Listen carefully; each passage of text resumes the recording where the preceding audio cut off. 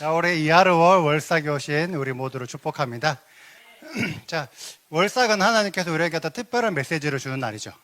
오늘도 하나님께서 저희들에게 특별한 메시지, 특별한 계시를 줄 줄 믿습니다. 자, 오늘 이 그림 보면 어떤 생각이 드세요? 뭐 하는 그림일까요?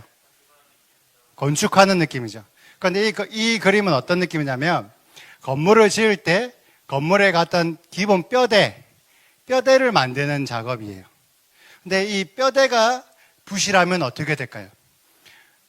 지난 4월 초에 대만에 지진이 났을 때 대만에 엄청나게 큰 빌딩이 무너졌어요. 근데 그 빌딩이 왜 무너졌냐라고 좀 조사를 해보니까 그 건물에 그 뼈대가 되는 철골들이 많이 없는 거예요. 그리고 튼튼한 어떤 기둥 같은 것들이 약간 쓰레기나 이런 걸로 채워져 있는 거지. 약한 재료들로 채워져 있는 거지.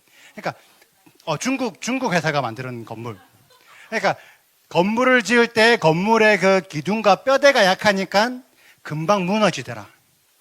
우리의 신앙도 마찬가지라는 거예요. 우리의 신앙의 근본이 뭐지? 이 근본을 어떤 뼈대로, 어떤 재료로 얼마나 튼튼하게 세우는지에 따라서 우리 신앙이 견고하게 세워질 수도 있고 쉽게 무너질 수도 있다는 거죠. 그래서 오늘은 우리의 신앙의 근본을 무엇으로 세워야 할까? 그리고 우리 신앙을 어떻게 회복해야 될지에 대한 내용을 오늘 나누도록 하겠습니다. 우리 간단히 먼저 기도부터 하고 시작하겠습니다. 하나님 아버지 감사합니다. 오늘 이하르월 월삭을 맞아요 우리 모두가 모였습니다. 아버지 매달마다 아버지께서 우리에게 생명의 말씀을 공급하실 줄 믿습니다. 아버지 이번 달에도 저희들을 살리는 말씀, 아버지 이번 달에도 우리 하나님께 더 가까이 나아갈 수 있는 말씀을 주시옵소서. 특별히 아버지께서 이스라엘에 주신 말씀이 우리의 말씀인 줄 알고 이스라엘에게 명령하시는 그 명령이 우리에게도 동일하게 명령하시는 말씀인 줄 알고 우리도 아버지의 말씀에 순종하여 이스라엘에 접붙임 받는 자들 되게 하여 주시옵소서.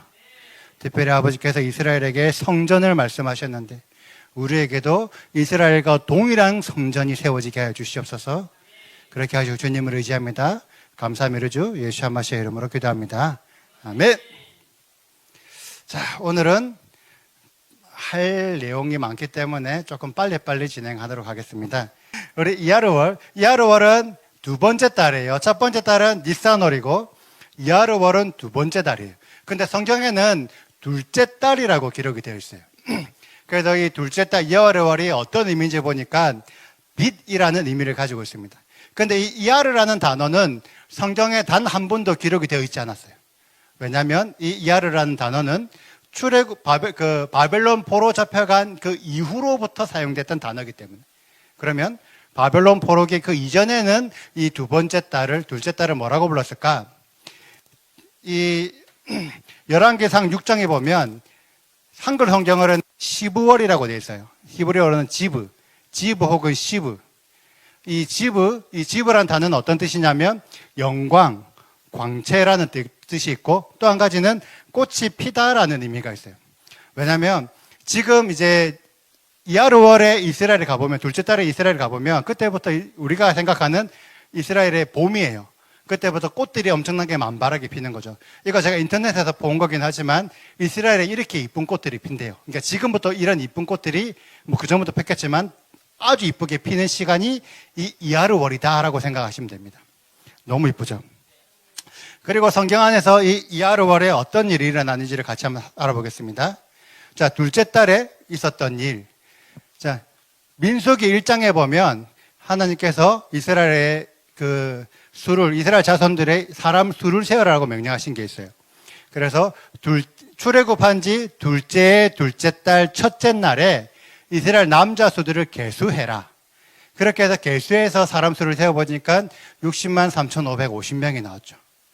그리고 바로 이어지는 2장에 이 60만 3,550명을 가지고 이 군대를 만들고 진영을 배치를 합니다.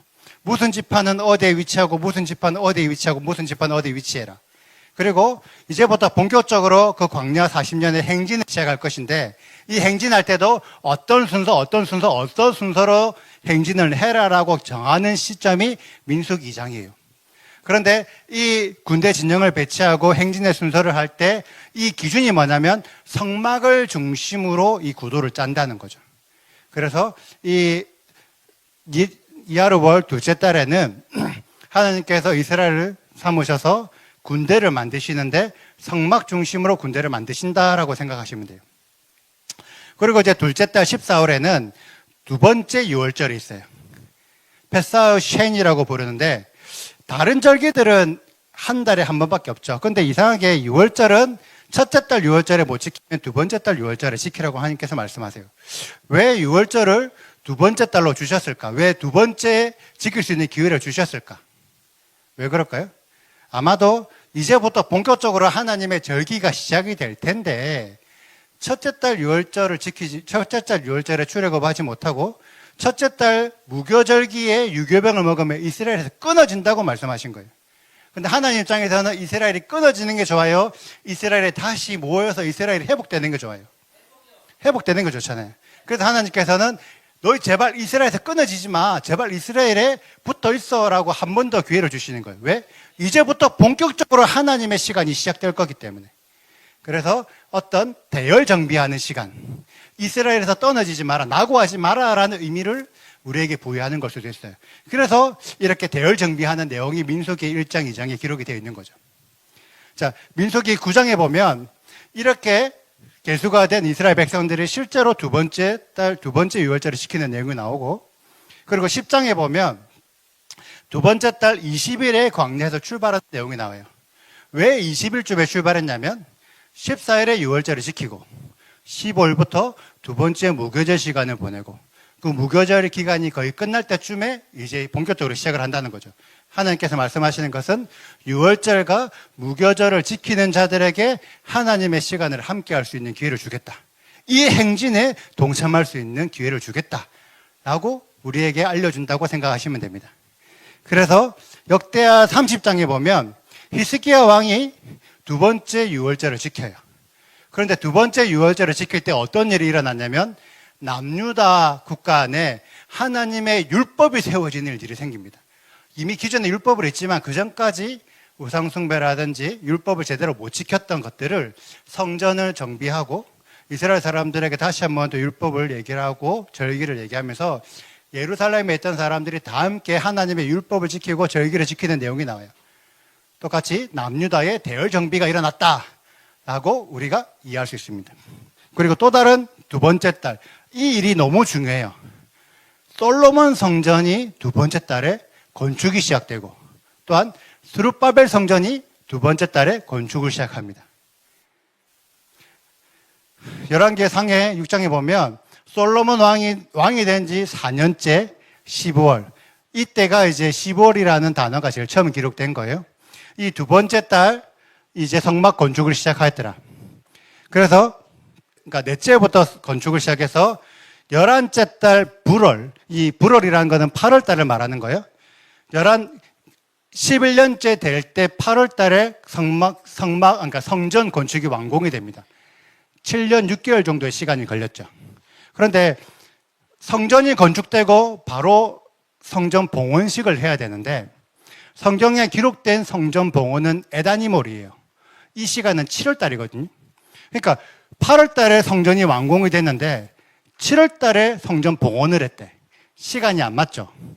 왜 안 맞냐면 7년 6개월 동안 성전을 지은 다음에 솔로몬 왕궁을 13년 동안 지었거든요. 그래서 성전을 짓고 왕궁을 짓고 그 다음 7월 달에 성전 봉헌을 함께 합니다. 성전 건축이 시작된 지 20년 혹은 21년째에 성전 봉헌을 시작합니다. 그리고 똑같이 스룹바벨 성전도 고레스 2년 둘째 달에 성전 건축을 시작해요. 이때는 고레스 원년에 바벨론의 포로로 잡혀갔던 자들이 1차로 기환을 하거든요. 원년, 그러니까 1년째 기환을 해요. 1년째 기환을 한 다음에 처음부터 고레스가 너희들 성전을 지어라라고 명령해서 기환을 했기 때문에 이들이 성전을 지을 생각을 처음부터 가지고 있었어요. 그런데 우리가 어떻게 성전을 지어야 될지 모르겠는 거예요. 그래서 이들이 어떻게 했냐면 솔로몬 성전이 세워진 걸 따라 짓자. 그래서 오기는 1년째 왔지만 성전이 짓는 2월 달을 맞추기 위해서 2년째 둘째 달에 성전 건축을 시작합니다. 그래서 이때가 BC 536년경이에요. 그리고 성전이 완공된 게 다리오 6년인 BC 516년이에요.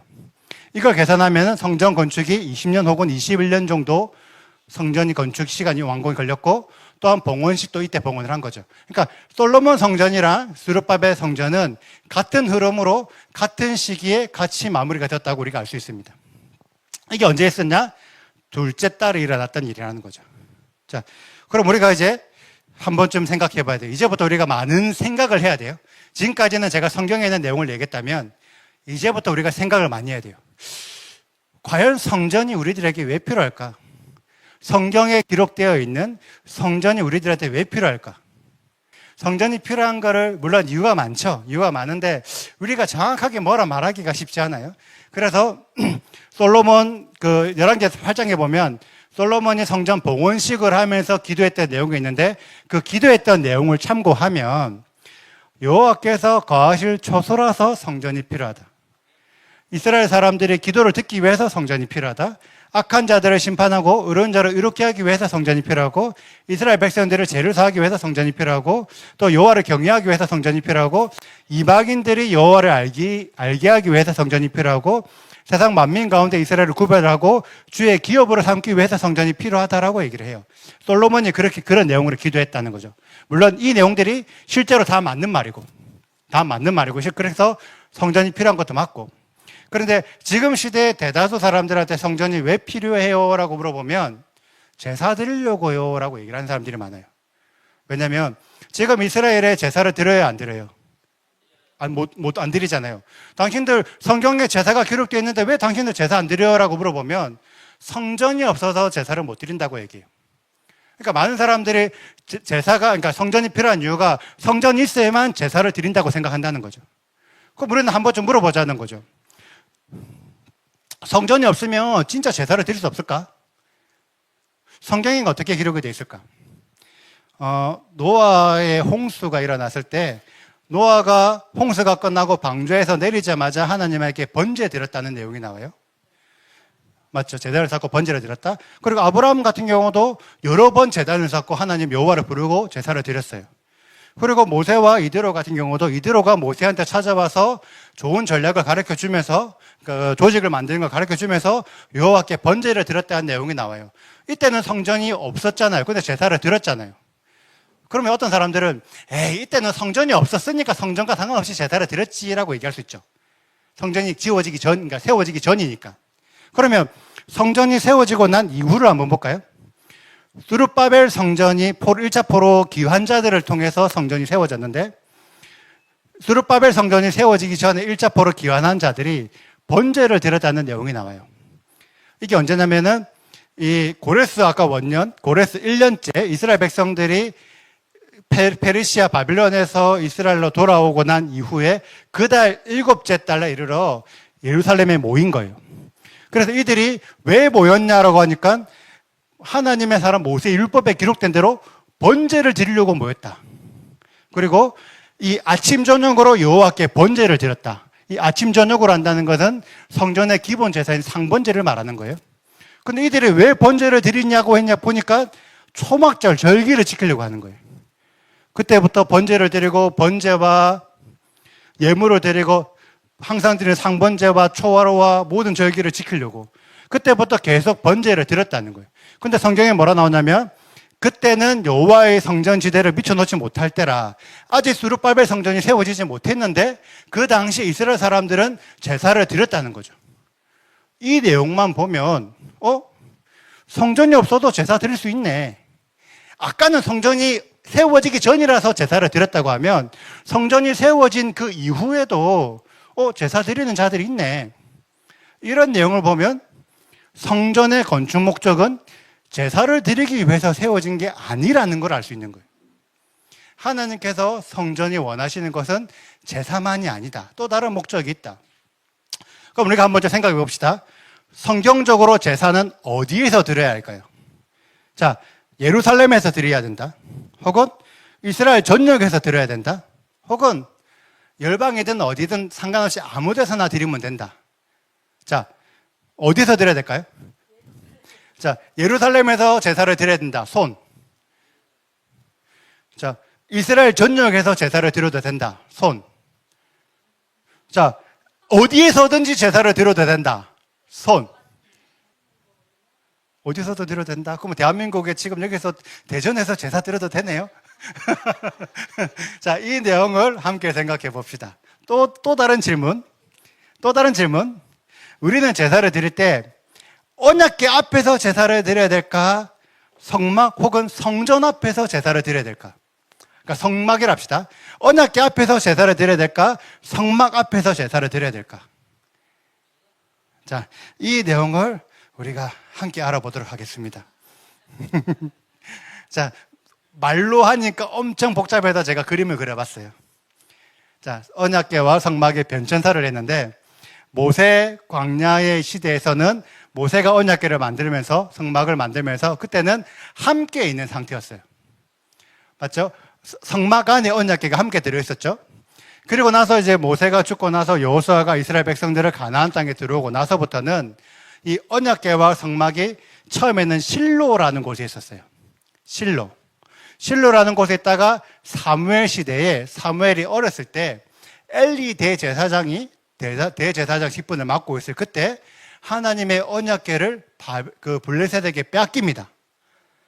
그리고 빼앗겼는데 언약궤가 블레셋에 갔는데 여호와 하나님께서 블레셋을 치시고 언약궤가 다시 기럇 여아림으로 돌아와요. 베세메스로 갔다가 기럇 여아림으로 돌아옵니다. 그러면서 이때부터 사무엘 시대 때부터 언약궤는 어디 있었냐면 기럇 여아림이라는 곳에 있었어요. 사울 왕 시대에도 언약궤는 기럇 여아림에 있었고, 다윗이 왕이 되고 나서부터 이제는 이 언약궤를 다시 좀 가져와야 되겠는데 라고 해서 기럇 여아림에서 이제 옮기려고 하다 보니까 처음에는 다윗이 열정이 가득해서 그냥 옮기면 되는 줄 알았어. 근데 이렇게 옮기다 보니까 어떤 일이 발생했냐면 우사가 죽는 일이 생기는 거예요. 그래가지고 하나님 이렇게 옮기는 거는 내가 하나님 뜻이 아닌가 하면서 잠깐 오베데돔의 집에 언약궤가 잠깐 머물다가 이렇게 하면 안 되는구나, 하나님의 방법으로 언약궤를 옮겨야 되는구나 라고 해서 다시 정상적인 방법을 갖추고 다윗성으로 옮깁니다. 그래서 다윗 왕 때 언약궤는 다윗성으로 옮겨졌고 솔로몬 때에도 다윗성에 언약궤가 있었어요. 그러면 그 당시에 성막은 어디 있었냐? 이 당시에 이 블레셋에게 언약궤가 빼앗긴 이후의 성막은 굳이 표현하자면 알맹이 없는 껍데기의 성막이죠. 그런데 이 껍데기의 성막이 어디 있었냐면 사무엘이 미스바로 옮겼어요. 그 당시에 12지파의 지도자들을 다 미스바로 모이게 해서 미스바에서 제사를 드렸는데, 이 미스바라는 지역이 이 기브온이라는 지역과 붙어 있었어요. 지도를 보시면 미스바와 기브온은 붙어 있습니다. 기브온은. 그래서 이 미스바로 옮겼던 이 장소를 기브온 산당이라고 부르기 시작한 거예요. 그래서 사무엘이 산당에서 제사 드리고 산당에서 여호와께 물어보고 이런 내용들이 나오는데 그때부터 다 기브온 산당을 말하는 거예요. 그러니까 사무엘 시대 때부터 솔로몬 시대 때까지 그 알맹이 없는 성막은 기브온 산당에서 계속 쭉 있었어요. 그러면 제사장은 어디에 있었을까? 그리고 제사는 어디서 드렸을까? 처음에는 모세가 성막을 지을 때까지만 해도 모세를 따라서 같이 있었겠죠? 실로까지만 해도 실로에서 제사장이 같이 있었겠죠? 자, 이렇게 언약궤와 성막이 나누어졌은 그 시점부터 제사장이 어디 있었냐면 요 기브온 산당에 있었어요. 기브온 산당에서 계속 제사를 드리고 있었습니다. 제사장들이. 언제까지? 솔로몬 때까지. 계속 제사를 드리고 있었어요. 그리고 중간중간에 보면 어떤 일이 있냐면 다윗 왕이 이제 아까 기럇 여아림에서 오베데돔으로 다윗성으로 언약궤를 옮기는 과정에서 처음에는 열정으로 옮겼다가 이게 아니다 싶어가지고 이제 하나님의 방법으로 옮겨야지라고 하면서 그때 이 오베데돔의 집 앞에서 다윗이 제사를 드려요. 그러면서 이 언약궤를 다윗성으로 옮기고 다윗성에서도 제사를 드립니다. 그리고 다윗이 인구조사를 해서 하나님의 어떤 징계를 받을 때 그때 아라우나의 타작마당에서도 제사를 드려요. 그러니까 어떻게 보면은 제사는 여러 군데서 좀 드렸다는 것들을 어떤 성경 안의 자료를 찾아볼 수 있는 거예요.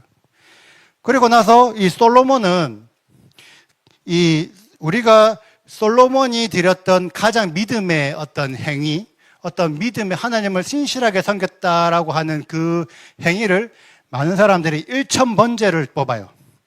엄청나게 많은 양의 재료를 하나님한테 올려드렸던 1000번제. 근데 이 1000번제를 어디서 드렸냐면 기본 산당에서 드렸어요. 근데 이 1000번제가 과연 어떤 제사일까? 우리들이 생각하는 것처럼, 많은 교회들이 생각하는 것처럼 어떤 솔로몬의 신실한 믿음만 가지고 하나님한테 드린 제사일까를 성경이 뭐라고 말하는지 한번 알아볼게요.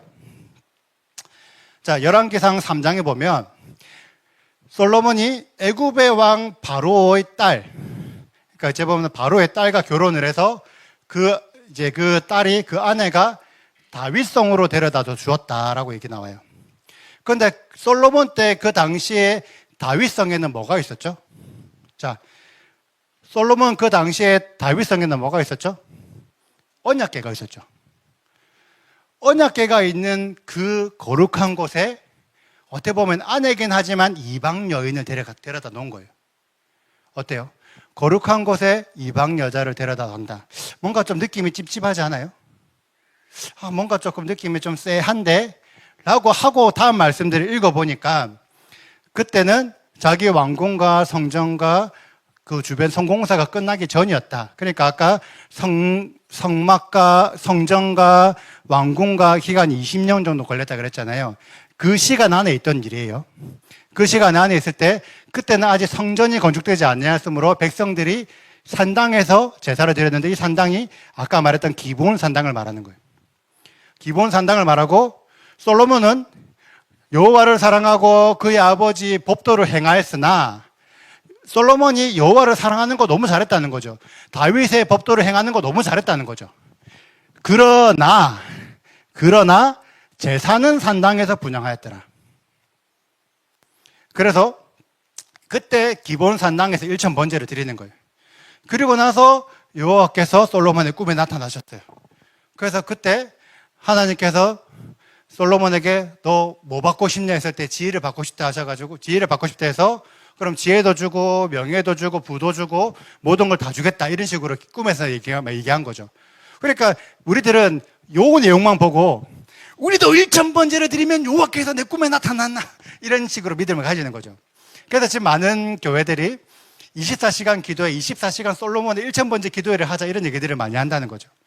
그런데 그때 그 꿈 내용에서 여호와께서 뭐라고 말씀하시냐면 내가 만약 내 아버지 다윗이 행한 것 같이 내 길로 행하면 내가 너의 날을 길게 하리라. 솔로몬이 자신은 여호와 하나님을 잘 섬겼다고 생각했다는 거예요. 그래서 1000번제 내가 잘 섬기니까 그 많은 재물로 가지고 나의 어떤 믿음을 보여주려고 1000번제를 드렸는데 막상 생각해 보니까 내가 내 아버지의 다윗의 길을 내가 행했나라고 질문을 하니까 한 가지가 달랐던 거예요. 왜? 우리 아버지는 다윗성에서 제사를 드렸네. 언약궤 앞에서 제사를 드렸네. 근데 나는 지금 성막에서 제사를 드리고 있네. 이게 달랐네. 이게 깨달아졌던 거예요. 그래서 솔로몬이 꿈에서 깨고 나니까 꿈이었다. 그래서 바로 어떻게 했냐면 여호와의 언약궤 앞에서 번제와 감사의 제물을 소제를 말하는 거예요. 번제와 소제와 모든 신하들과 함께 먹기 위한 화목제를 드렸더라. 그 전까지 1000번제를 드리면서 자기는 잘했다라고 생각했는데 여호와께서 꿈에서 계시를 줘서 말씀하니까 내가 못한 게 있었네. 내가 실수한 게 있었네. 그게 뭐냐면 내가 우리 아버지를 따라서 언약궤 앞에서 제사를 안 드렸네.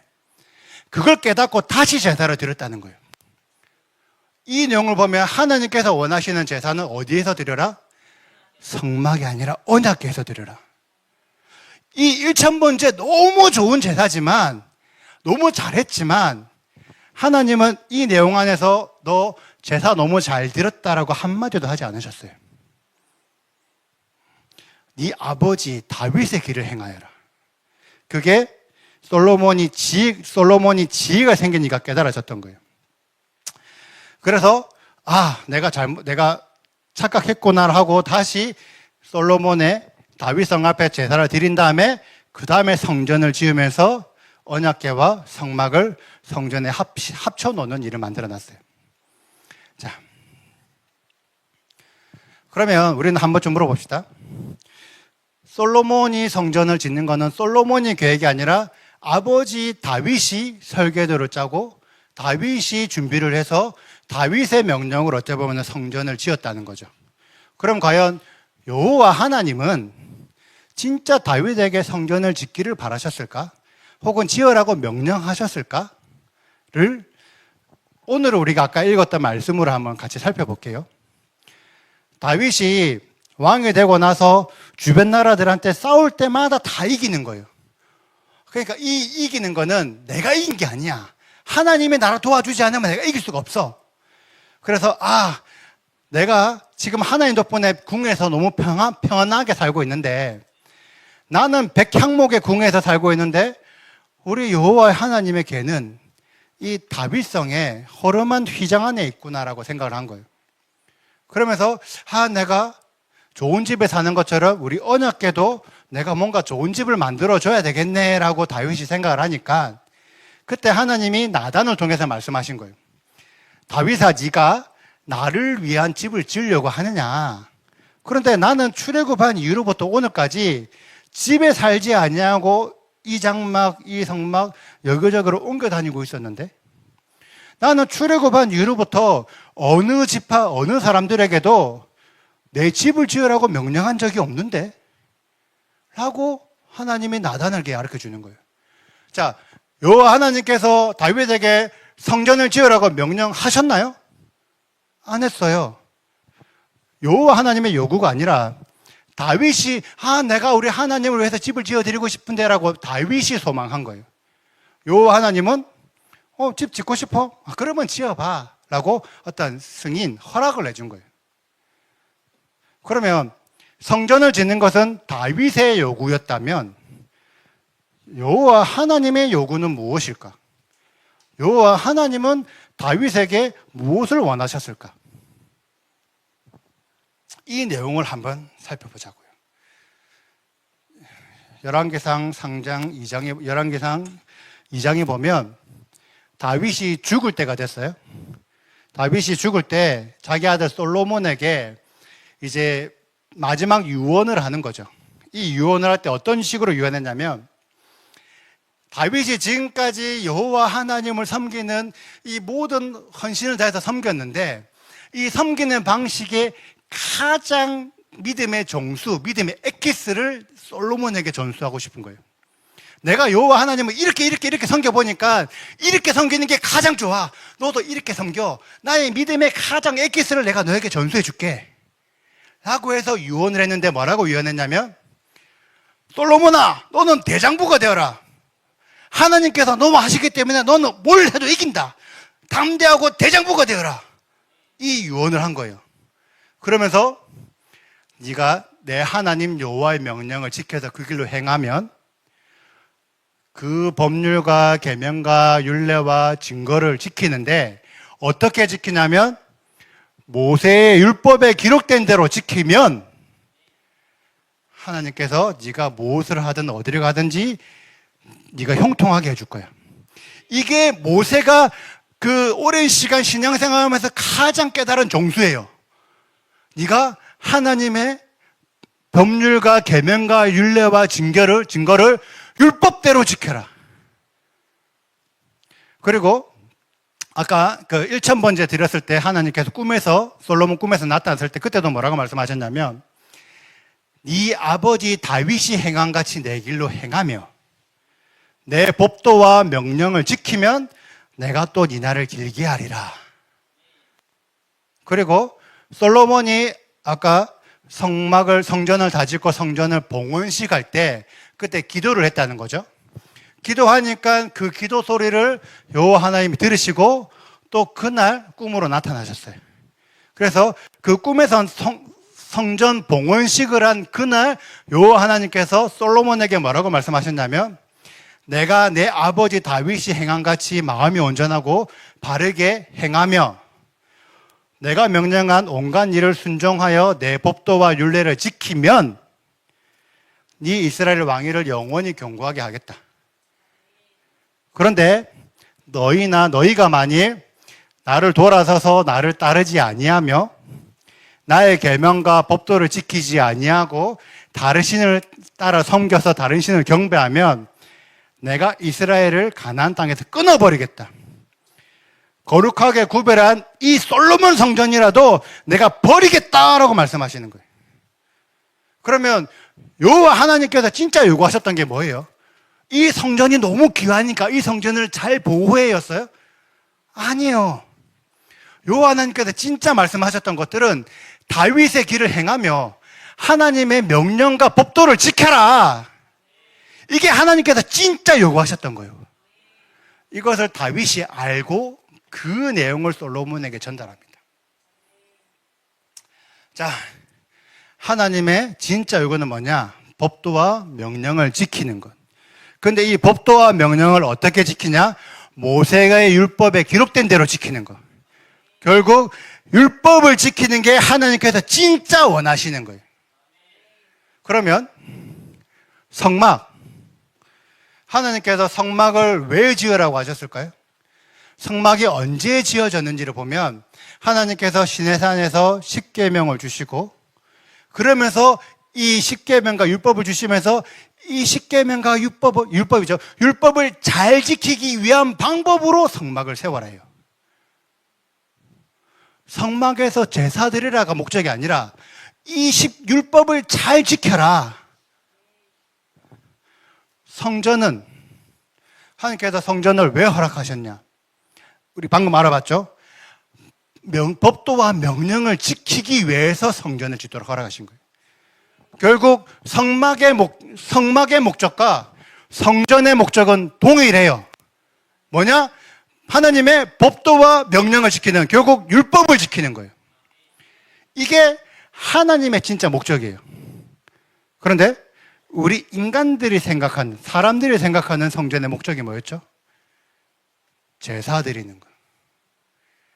그래서 성전이 없으니까 제사를 못 드리고, 어떻게 하면 내가 성전에 제사 드려서 내가 속죄 받느냐.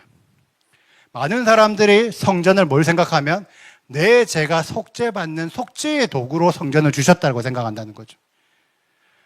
성전을 통해서 하나님께서 율법을 지키라고 명령하셨던 것들을 깨달을까 깨닫지 못했을까 했을 때 성경에 기록된 역사들을 보면 솔로몬이 성전을 짓고 나서부터 하나님 율법을 잘 지켰나요?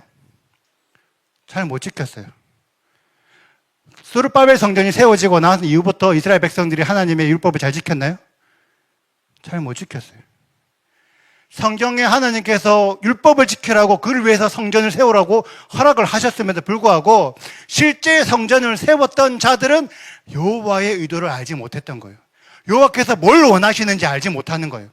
그래서 자신들이 원하는 형태의 제사만 드리니까, 그래서 구약에 나와 있는 하나님께서 이런 제사 안 받고 싶다고, 제사를 드리지 말라는 게 아니라 목적을 모르는 제사 안 받고 싶다, 이렇게 너희 마음대로 너희들이 원하는 대로 제사하는 거 안 받고 싶다, 그 얘기를 여호와 하나님께서 하셨던 거예요. 그런데 이 인간들이 원하는 이 방식의 성전을 사람들이 생각하는 이 성전을 신약 예수와 시대에도 사마리아, 이 수가성에 있는 사마리아 여인이 예수와께 똑같이 질문을 합니다. 뭐라고 질문하냐면, 참고로 우리는 신약 성경에서 이 예배라고 번역을, 한글로 예배라고 번역을 했지만 헬라어 원어로 보면은 예배라기보다는 숭배예요, 숭배. 결과적으로는 사마리아 여인이 뭘 물어봤냐면 제사 어떻게 드려야 돼요를 물어봤어요. 자, 예수께서 선지자인 거 알고 우리 조상들은 이 산에서 예배했는데, 이때 우리 조상들은 북이스라엘 사람을 말하는 거예요. 사마리아는 북이스라엘 지역이라서 우리 북이스라엘 사람들은 이 산에서 예배했는데, 북이스라엘 사람들이 단과 베델에 제단을 쌓고 제사를 드렸는데, 이 수가라는 이 지역은 베델과 가까이 있는 지역이에요. 그러니까 이 수가 여자들을, 이 사마리아 여자는 베델산을 말하는 거예요. 북이스라엘 우리 조상들은 베델산에서 제사를 드렸는데, 당신들 남유다 사람들은 예루살렘에서 제사하는 걸 내가 들었다. 그러면 우리는 어디서 제사를 해야 돼요? 라고 수가성 여인이 예수야께 물어본 거예요. 그러니까 예수야께서 뭐라고 말씀하시냐면, 여자여 내 말을 들으라. 이 말인즉 내 말이 진리라는 말이겠죠. 예수야께서 내 말을 들으라고 하는 거는 내가 말하는 게 진리다, 내가 말하는 게 맞다라는 의미잖아요. 너희들이 베델산에서도 하지 말고 예루살렘에서도 하지 마라. 예수께서는 예루살렘에서 제사하지 말라고 하셨다고요. 왜? 너희가 아버지께 예배할 때가 이르겠다. 아버지께 예배하는 거는 그러면 어디서 제사란 말이지? 그러면서 뭐라고 말씀하시냐면, 너희는 알지 못하는 것을 예배하고 우리는 아는 것을 예배하고 있다. 이 북이스라엘 혹은 그 당시에 사마리아 사람들이 뭘 알지 못하고 있었을까요? 뭘 알지 못했어요? 그들이 여호와 하나님은 몰랐을까요? 사마리아 사람들이, 북이스라엘 사람들이 여호와 하나님은 몰랐을까요? 아니요, 여호와 하나님 알았지. 아니까 단과 베델에서 여호와 하나님께 제사를 드렸던 거예요. 그런데 이들이 뭘 몰랐냐면 법도와 명령을 지키는 걸 몰랐어요. 즉 율법을 몰랐어요. 북이스라엘과 사마리아 사람들이 뭘 몰랐냐면 율법을 몰랐어요. 그래서 율법대로 제사 드리는 걸 몰랐던 거예요. 그런데 그 당시에 남유다 사람들은 우리는 아는 것을 예배한다. 율법대로 예배한다. 율법대로 제사 드린다. 물론 이 율법이 온전한 율법을 말하는 건 아니지만 율법 안에서 하나님께서 제사 드리라고 말씀하셨다. 그 방법을 그나마 따라서 제사를 드렸다. 구원이 유대인에게서 남이라. 이 유대인들이 온전하기 때문에 유대인에서 구원이 나는 게 아니라 율법을 가지고 있는 자들에게서 구원이 난다는 뜻이에요. 그래서 예수께서 뭐라고 말씀하셨냐면, 아버지께 참되게 예배하는 자들은 영과 진리로 예배할 때가 오니 하나님은 영이시니 예배하는 자가 영과 진리로 예배하리라. 이 말씀을 기독교 교회, 많은 교회들이 뭐라고 해서 어떻게 해석하죠? 거봐, 예수께서 이 산 말고 예루살렘에서 말고 영으로 예배하라고 하셨네. 그러니까 우리는 무조건 예배만 하면 돼. 무조건 성령 충만해서 예배만 하면 돼. 주구장창 예배만 하면 돼. 24시간 예배만 하면 돼. 그게 여호와의 명령이야. 예수와의 명령이야. 이렇게 생각했다는 거죠. 그런데 이렇게 생각하는 것은 알지 못하고 예배하고 있는 거예요. 왜? 사무엘 시대 때부터 기브온 산당에서 솔로몬 때까지 주구장창 제사 드렸다니까요. 그런데 하나님께서 솔로몬에게 말씀하신 거예요. 너 왜 너희 아버지 다윗과 같이 제사 안 드렸니? 제사 드리는 게 중요한 게 아니라 왜 너희 아버지 다윗의 방법을 따르지 않았니? 왜 영과 진리로 예배하라고 말씀하셨는데 너희들은 계속 알지 못하는 것을 예배하고 있니? 예수께서 말씀하셨던 영과 진리로 예배하는 게 주구장창 성령 충만해서 예배하라는 얘기가 아니라는 거예요. 알고 예배해라. 여호와께서 원하시는 것은 영과 진리로 제사 드리는 건데 어떻게 제사 드리냐?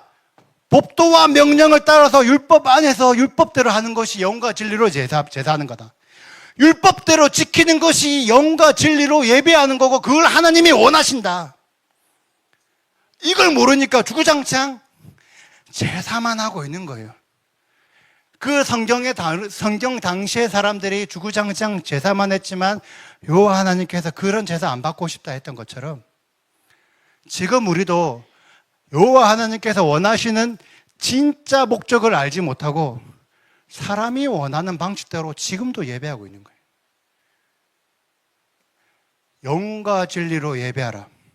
이 말은 하나님의 목적, 진짜 원하는 것이 뭔지 알고 그 원하는 대로 예배하라. 그러면 이런 장소가 중요하지 않는 거야. 진짜 하나님이 원하는 걸 뭘 원하는지를 알면 그런 장소가 중요하지 않은 거예요. 내가 사랑하는 다윗, 다른 사람들은 다 껍데기에만 있는 기본 산당에서 제사했을 때 내가 사랑하는 다윗은 오베데돔 집에서도 제사 드렸고 다윗성에서도 제사 드렸고 아라우나 마당에서 제사 드렸고 이 사무엘 때부터 솔로몬 때까지 100년이 넘는 시간 동안 유일하게 다윗만 내가 원하는 언약궤 앞에서 제사했어. 왜? 다윗은 하나님의 마음과 합한 자거든. 왜 다윗이 하나님을 사랑하셨냐면 유일하게 다윗만 하나님의 마음을 알았던 거예요. 아, 하나님이 진짜 원하는 제사는 언약궤 앞에서 드리는 제사였구나.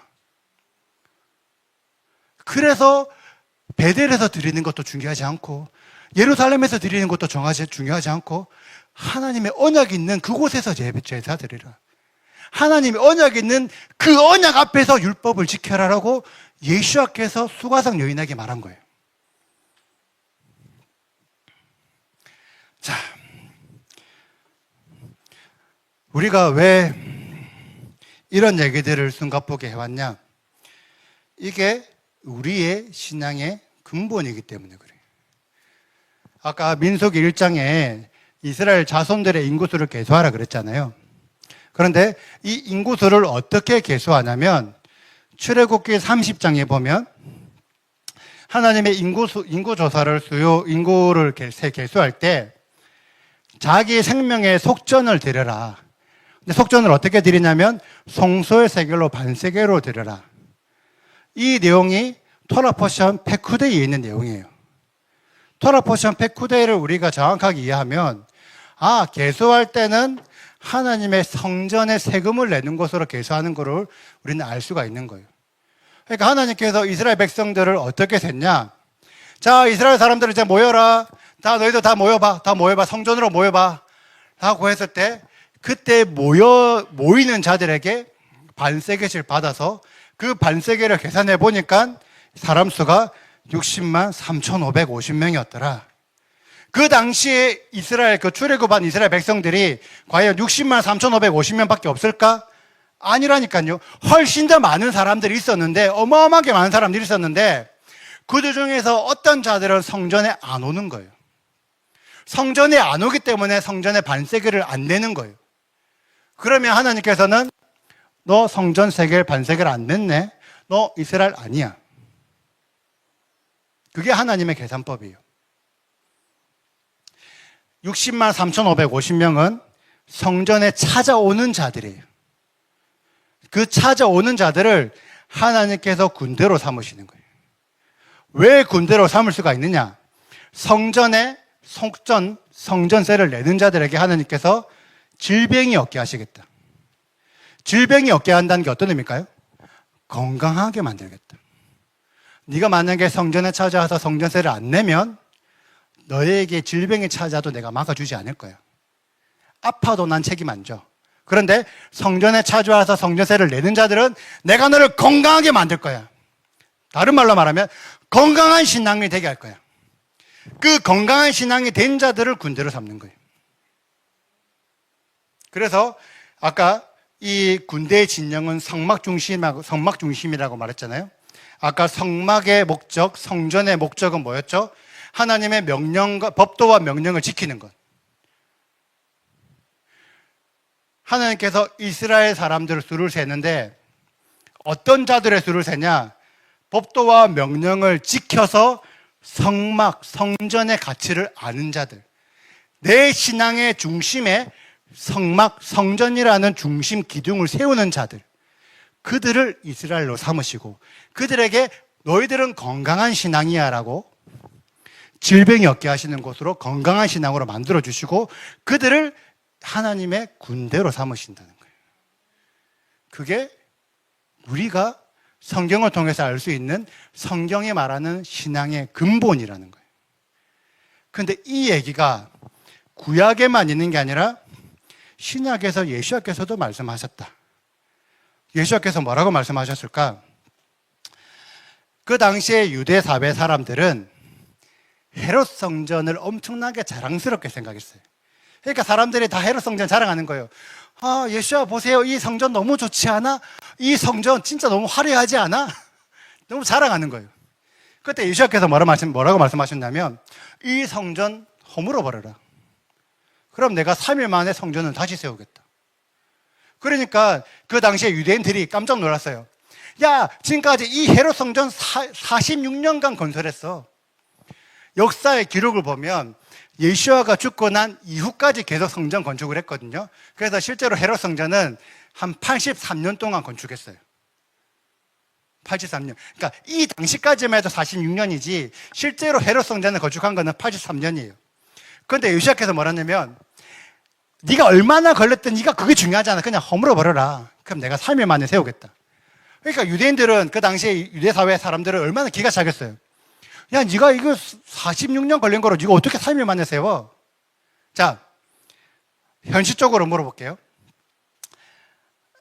예수께서 성전을 3일 만에 세우실 수 있을까? 현실적인 질문으로. 현실적으로 예수께서 성전을 3일 만에 세우실 수 있을까 없을까? 없어요. 자, 성전의 목적이 뭐였죠? 법도 말씀 지키는 거. 성막의 목적이 뭐였죠? 똑같지. 아까 성전의 목적과 성막의 목적 똑같다 그랬잖아요. 헤롯 성전 46년 걸리는 거 성전 집어치우고 3일 만에 성막 세울 수 있을까 없을까요? 있지. 지금 이스라엘 사람들은 성막 준비를 다 해가지고 성막 세우는데 3시간 걸려요. 지금. 그 당시에 예수께서 말씀하시는 거예요. 너희 어차피 이 성전 목적, 제사 드리는 게 목적이 아니라 법도를 지키는 게, 율법을 지키는 게 목적이면 이거 필요 없어. 그냥 성막 만들어서 3일 만에 성막 만들어서 율법 지켜. 가능하잖아. 예수야는 물론 그것만은 말하는 건 아니겠지만 예수야는 불가능한 얘기를 수수께끼로 하신 게 아닌 거예요. 진짜 하나님의 목적이 뭔지를 알아라고 말씀하신 거예요. 누구들에게? 그 목적을 알지 못하는 유대인들에게. 그래서 예수께서는 성전된 자기 육체를 가르쳐 말씀하신 거라고 기록이 되어 있죠. 그러니까 이 말씀만 보고 많은 교회들이 뭐라고 말하냐면 예수의 몸이 성전이라고? 그리고 보니까 우리 사람도 우리도 여호와의 성전이라고 말했네. 성경은 이미 건물 성전이 필요 없고 예수가 성전이고 우리가 성전이니까 그래 건물 성전 세울 필요가 없네. 많은 교회들이 이렇게 지금 생각한다는 거죠. 이 말씀을 가지고 그렇게 해석을 한다는 거예요. 그런데 이 말씀을 정확하게 따져보자는 거죠. 과연 성경 기록자가 건물 성전 필요 없어 그 얘기를 하려고 이 기록을 해놓은 거냐? 아니라는 거예요. 예수와는 성전된 자기 육체를 가리켜 말씀하셨는데 요한복음 1장 14장에 뭐가 나오냐면 말씀이 육신되어 우리에게 오신 분이 예수와다. 예수와의 육체가 뭐라고요? 말씀. 성전된 자기 육체. 결국 성전 이꼬르 말씀. 성전이 말씀이고 예수께서 말씀하시는 거예요. 이 성전 혹은 성막 말씀을 지키기 위한 것이야. 율법을 지키기 위해서 성전이 필요한 거야. 그걸 깨달아. 그래서 예수께서 죽음 가운데 3일 만에 부활하셨잖아요. 내가 그전까지는 예수의 말씀이 안 믿겼어. 성전이 말씀을 지키는 이게 목적이라고 안 믿겼어. 그런데 실제로 3일 만에 부활하신 걸 보고 제자들이 믿었어요. 뭘 믿었냐? 예수야를 믿었을까? 진짜 예수야가 맞네. 예수야만 믿으면 돼. 지금 우리 교회가 말한 것처럼 예수님만 믿으면 구원받아. 그걸 깨달았을까? 성경은 뭐라고 기록됐냐면 성경과 예수와께서 하신 말씀을 믿었더라는 거예요. 예수야를 믿은 게 아니라 이 당시에 성경이 뭐예요? 구약 타나크. 진짜 타나크를 믿은 거예요. 구약 성경을 믿은 거예요. 그리고 뭘 믿었냐면 예수야를 믿은 게 아니라 이 구약 성경을 해석하는 예수야 말이 다 맞네. 예수께서 지금까지 말씀을 해석해 준 게 다 맞는 말이네. 그래서 뭘 믿었냐면 예수와를 부활을 보고 나서 말씀을 믿은 거예요. 그 말씀이 3일 만에 부활하신 걸 보고 믿은 거예요. 진짜 이 말씀이 맞네. 예수께서 말씀하셨잖아요. 3일 만에 내가 너희를 성전을 일으키리라. 3일 만에 제자들 마음에 진짜 율법 지키는 게 맞네. 말씀 이루셨다고요. 단순하게 그냥 부활했다가 아니라 진짜 예수와의 말씀을 믿어야 되는구나. 이게 유대인들만 말하냐? 아니요. 이방인 제자들도 그 전까지는 여호와 율법을 몰랐어. 그런데 내가 예수와를 믿었어. 예수와를 믿고 나니까 진짜 여호와의 말씀이 다 맞는 말이네. 그러면서 이방인 제자들조차도 말씀을 믿었다는 거예요. 말씀을 지켰다는 거예요. 말씀에 기록되어 있는 모든 여호와의 계명들을 지켰다는 거예요. 성경은 그 얘기를 너무나 명확하게 기록을 해놨는데 우리들이 아직까지 깨닫지 못하고 있는 거예요. 제가 솔직히 이 성전 얘기를 제가 강의를 준비하면서 진짜 솔직히 고민을 많이 했어요. 왜 고민을 많이 했냐면 제가 이해하고 있는, 제가 이거는 교만하게 얘기하는 게 아니라 진짜 제가 성경을 보면서 제가 깨닫게 된 성전의 가르침들이 너무나 많은데, 성전에 진짜 이 안에 숨겨져 있는 비밀들이 너무 많은데 내가 이 비밀들을 어떻게 풀어야 되지? 만약에 제가 진짜 제가 지금 이해하고 있는 것들을 전부 다 풀어냈을 때 과연 사람들이 이 말씀들을 이해해 주실까? 물론 레올람 가족들은 저는 다 이해할 거라 생각하지만 온라인으로 시청하시는 분들이 과연 성전에 대한 얘기를 하면 과연 이해하실까? 왜? 지금까지 너무 오랫동안 교회들이 성전에 대해서 필요 없다라고 가르쳐 왔기 때문에 지금 많은 사람들의 신앙 안에 성전의 자리가 잡지 않고 있는 거예요. 그래서 내가 과연 성전에 얘기했을 때 그 많은 온라인 분들이 성전을 이해하실까? 내가 진짜 자세하게 풀어줘야 돼? 아니면 대충 풀어야 돼? 진짜 고민을 많이 했어요. 와이프한테 계속 물어봤어요. 그래서 결국 제가 오늘 준비한 거는 최대한 제가 심플하게 준비할 수 있을 만큼 준비한 거예요. 솔직히 제가 이 강의를 준비하면서 진짜 성전을 좀 제대로 풀어보고 싶다는 욕심이 많이 생겨요. 근데 엄두를 못 내겠어. 만약에 하나님께서 진짜 우리에게 어떤 믿음, 우리의 어떤 신앙을 달아보신다고 하면 아마 그 믿음의 중심에 성전이 있냐 없냐를 가지고 우리를 달아보시지 않을까. 우리 믿음의, 우리 신앙의 가장 근본의 자리에 성전을 세워야 되지 않을까.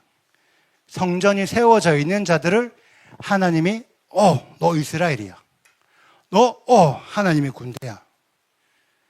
아무리 오랫동안 46년 동안 교회에 열심히 출근해가지고 열심히 헌금해도 너의 그 오랫동안 헌신했던 그 헤로스 언제 같은 그 신앙은 말씀 위에 세워진 3일 신앙보다 못한 신앙일 수도 있어. 진짜 하나님의 말씀을 지키는, 토라를 지키는 그 3일의 신앙보다 못할 수가 있어. 예수님께서 말씀하시는 거예요. 너희들의 믿음, 예수의 제자들의 믿음을 성전 위에 세워라. 근데 어떤 성전? 여호와 하나님께서 진짜 원하시는 목적, 법도와 명령을 지키는 그 신앙 위에 너희들의 신앙을 세워라. 이 시간이 이하르월이에요. 이하르월에 뭐가 있죠? 성전이 세워지기 시작했습니다. 지금 이하르월의 월삭인 동시에 오멜기수 기간이에요. 오멜개수. 하나님께서 지금 우리에게 뭔가 준비하라고 말씀하시는 거예요. 왜? 곧 오순절에 내가 너에게 영광을 내려줄 건데, 성경에 기록되어 있는 영광, 성령, 영광이 어디에 임했냐면 에스겔 성전 보면 성전에 임했거든요. 내가 곧 오순절에 하나님의 성령, 하나님의 영광을 내려주고 싶은데 마음의 성전이 세워진 자들에게 내려주고 싶다. 그러니까 지금부터 준비해서 세워라. 그래서 그 성전이 세워졌던 그 믿음을 나팔절, 대속절, 초막절까지 끌고 가서 초막절에 그 믿음을 완성해라. 그 성전을 기반으로 한, 성전을 근본으로 삼은 그 신앙을 만들어라고 지금 우리들에게 말씀하시는 거예요. 그게 이하로 월입니다. 어떤가요? 제가 너무 길게 하지 않으려고 지금까지 제가 말씀을 준비했는데, 진짜 성전에 대한 얘기를 했을 때 많은 자들이 제가 뭐라고 말하면 당연한 말 아니야 라고 이해하는 자들이 더 많이 나왔으면 좋겠어요. 진짜 성전이 우리 심령 안에 세워져서 누군가가 성전에 대해서 아닌 얘기를 했을 때 이거 아니잖아 라고 당연히 지적할 수 있는 그런 믿음이 우리 레올람과 우리 온라인 성도님들과 그리고 제가 운영하는 홀리아민 가족들 안에 세워지길 간절히 바랍니다. 하나님은 우리의 믿음을 성전 안에 세워져야지만 우리의 질병을 얻게 하십니다. 지금 많은 자들이 병들고 아프고 영적으로 힘든 자들, 성전을 세워보세요. 하나님께서 질병이 없고 건강하게 만드십니다. 그 건강한 믿음을 우리에게 선물로 주십니다. 그 건강한 신앙을 함께 받는 우리들 되기를 간절히 소망합니다. 감사합니다.